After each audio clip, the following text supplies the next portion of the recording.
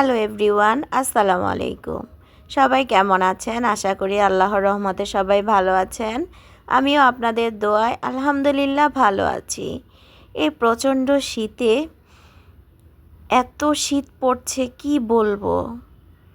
আমার মনে হয় গত কয়েক বছরও এরকম শীত পড়েনি। একদম হাড় কাঁপানো শীত। বাচ্চাকে নিয়ে যখন স্কুল থেকে আসছিলাম তখন এমন ঠান্ডা বাতাস শুরু হয়ে গেছে। এবারের শীতে মানুষের অনেক কষ্ট হচ্ছে, বিশেষ করে গরিব এবং সাধারণ মানুষের বেশি কষ্ট হচ্ছে। আল্লাহ আমাদেরকে এই বিপদ থেকে রক্ষা করুক। শুনেছি আবার নাকি শৈত্যপ্রবাহ শুরু হবে। আল্লাহ আমাদেরকে তুমি সাহায্য করো। আজকে আমি লাল শাক দিয়ে রুই মাছ দিয়ে রান্না করব আর মাছ ফ্রাই করব, সাথে শুটকি ভুনা করব। বাচ্চারা তো শাকটা তেমন একটা পছন্দ করে না, কিন্তু আমি আর আপনাদের ভাইয়া খুব পছন্দ করি। লাল শাক দিয়ে মাছ আর মাছের মাথা দিয়ে রান্না করব, আর বাচ্চাদের জন্য কিছু মাছ এখান থেকে ফ্রাই করে রেখে দিব। এখানে আমি লাল শাকটা বসানোর জন্য পাতিলে পরিমাণ মতো তেল দিয়ে তারপর সাথে পেঁয়াজ কুচি আর কাঁচামরিচ কুচি দিয়ে দিলাম। এখন অন্য সাইডে আমি মাছগুলো উল্টিয়ে পাল্টিয়ে নিচ্ছি। তারপর আমি এখানে একটু আদা রসুন বাটা দিচ্ছি, কারণ শাকের মধ্যে এমনিতেই মশলার পরিমাণটা কম খাওয়া হয়, আর আমি শাকে কখনো জিরা বাটা দেই না।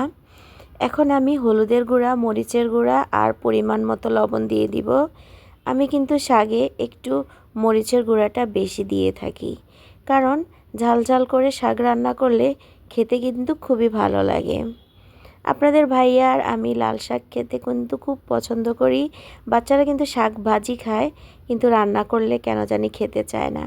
আমার কাছে রান্না করলে লাল শাকটা খুবই ভালো লাগে। এখানে আমি মশলা কষানোর জন্য অল্প একটু পানি দিয়ে দিলাম, যেন মশলাটা নিচে লেগে না যায়। তারপর একটু ঢেকে দিয়েছি।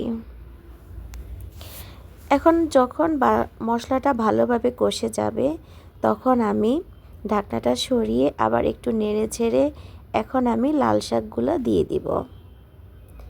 এই লাল শাকগুলো দেখতে যেমন সুন্দর, খেতে তেমন মজা হয়েছে, একদম কচি কচি শাক। এই যে আমি এখন শাকগুলো দিয়ে দিচ্ছি। এই শাকগুলো কিন্তু খুবই সুন্দর, খুবই ফ্রেশ। শীতকালে এরকম সুন্দর শাক খুবই ভালো লাগে খেতে। আপনাদের ভাইয়া আর আমি এই শাকটা দিয়ে আজকে অনেক মজা করে ভাত খেয়েছি। তারপর শাক রান্না শেষ করে এখানে আমি শুটকি ভুনা করব, ছুরি শুটকি। সেজন্য আমি ফ্রাই প্যানে পরিমাণ মতো তেল দিয়ে এখন পেঁয়াজ কুচি আর গোটা গোটা রসুনগুলো দিয়ে দিচ্ছি। যেই রসুনগুলো একটু মোটা ওগুলার মাঝখানে একটা পিস করে দিয়েছি, আর যেগুলো একটু ছোট ওগুলা কিন্তু আমি গোটা গোটা রেখেছি, কারণ শুটকির রসুনটাই খেতে যেমন ভালো লাগে, দেখতে তেমন সুন্দর লাগে। এখানে আমি ভালোভাবে পেঁয়াজটা একটু লালচে করে নিচ্ছি। এই যে দেখেন হালকা হালকা লালচে বর্ণ চলে এসেছে। এখন আমি শুটকিগুলো দিয়ে দিচ্ছি। অন্য সময় আমি আগে মশলাটা কষিয়ে তারপর শুটকি দিতাম, আজকে একটু নতুনভাবে রান্না করছি। এখন আমি আগে শুটকিগুলো দিয়ে দিচ্ছি আর ভালোভাবে পেঁয়াজের সাথে নেড়ে ছেড়ে মিশিয়ে নিচ্ছি। আমার যে সকল আপুরা নতুন শুটকি ভুনা করতে পারেন না, তারা কিন্তু দেখলে শিখে নিতে পারবেন। এখানে আমি হলুদের গুঁড়া দিয়ে দিলাম পরিমাণ মতো, তারপর মরিচের গুঁড়া, ধনিয়ার গুঁড়া, লবণ, এগুলো সব স্বাদ মতো দিয়ে দিচ্ছি। এখন আমি ভালোভাবে নেড়ে ছেড়ে মিশিয়ে নিব। খুব সুন্দর একটা কালার আসবে এভাবে মিশিয়ে নিলে। তারপর আদা রসুন বাটা আমি দিয়ে দেব। আমি কিন্তু এখানে অল্প পরিমাণে আদা রসুন বাটা আর একটু জিরা বাটা দিব, খুবই অল্প পরিমাণে, কারণ এখন হয়তো বেশি দেখা যাচ্ছে, কিন্তু যখন ভুনা ভুনা হয়ে যাবে তখন কিন্তু খুবই অল্প লাগবে। তাই আপনারা আন্দাজ মতো দিয়ে দিবেন। চোখের একটা আন্দাজ থাকে আমাদের, সেই আন্দাজ মতো দিয়ে দিতে পারেন। এখন আমি ভালোভাবে নেড়ে ছেড়ে মশলাগুলোর সাথে মিশিয়ে এখন একটু ঢেকে রাখবো। এই যে আমি ঢেকে রাখলাম। এখন আবার তুলে একটু ভালোভাবে নেড়ে ছেড়ে নিচ্ছি, যেন নিচে লেগে না যায়। আমি কিন্তু এখনও কোনো এক্সট্রা পানি দিইনি। মশলাগুলোর সাথে আমি ভালোভাবে মিশিয়ে উল্টিয়ে পাল্টিয়ে নিচ্ছি। আমার যে সকল আপু ভাইয়ারা এ পর্যন্ত এসেছেন, একটা লাইক দিতে ভুলে গেছেন, প্লিজ মনে করে একটা লাইক দিয়ে দিবেন। আপনাদের একটা লাইকই পারে আমার ভিডিওকে আর অন্যান্য ভাইয়া আপুদের কাছে পৌঁছে দিতে। এখানে আমি ঝোলের পানি দিয়ে দিয়েছি। তারপর দেখেন আমার শুটকি কষানো শেষ করে আমি ঝোলের পানি দেওয়ার পরে এখন মোটামুটি প্রায় শেষ পর্যায়ে।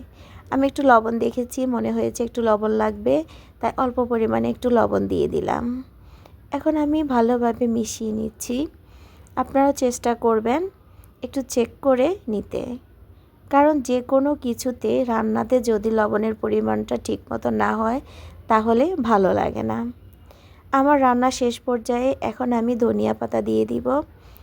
শুটকিতে যদি ধনিয়া পাতা না দেন তাহলে যেন অসম্পূর্ণ থেকে যায়, তাই চেষ্টা করবেন যেদিন আপনি শুটকি রান্না করবেন অবশ্যই ধনিয়া পাতাটা রাখার জন্য। দেখতে যেমন সুন্দর, খেতেও তেমন সুস্বাদু হয়। এখন আমার শুটকি ভুনাটা প্রায় শেষ পর্যায়ে। এই পর্যায়ে একটু চুলার আঁচটা কমিয়ে রাখবো যেন তেলটা উপরে ভেসে আসে। এই যে দেখেন আমার শুটকি ভুনাটা হয়ে গেছে। প্রিয় আপুরা অবশ্যই কমেন্টস করে জানাবেন কেমন হয়েছে। এই শুটকি ভুনা দিয়ে যদি 1 প্লেট গরম ভাত আপনি অনায়াসে না খেতে পারেন তাহলে কি হয় বলেন? আমরা যারা শুটকি প্রেমী তারা কিন্তু 1 প্লেট ভাত অনায়াসে খেয়ে নিব। তারপর আমি এই শুটকিটা খুব মজা করে খেয়েছি, আমার কাছে কিন্তু দুর্দান্ত লেগেছে। আর এই শুটকিতে আমি তেল মশলার পরিমাণটা একদম সুন্দর মতো রেখেছি, যেন বেশিও না কমও না। আর এই যে দেখেন আমি লাল শাক রান্না করেছি, একটা মাছের মাথা আর সাথে কয়েক পিস দিয়েছি মাছ, খুবই দারুণ হয়েছে। যে সকল আপু ভাইয়ারা এতক্ষণ আমার পাশে ছিলেন সবাইকে অসংখ্য ধন্যবাদ। যদি ভিডিওটা ভালো লাগে তাহলে একটা শেয়ার করে দিবেন। আল্লাহ হাফেজ।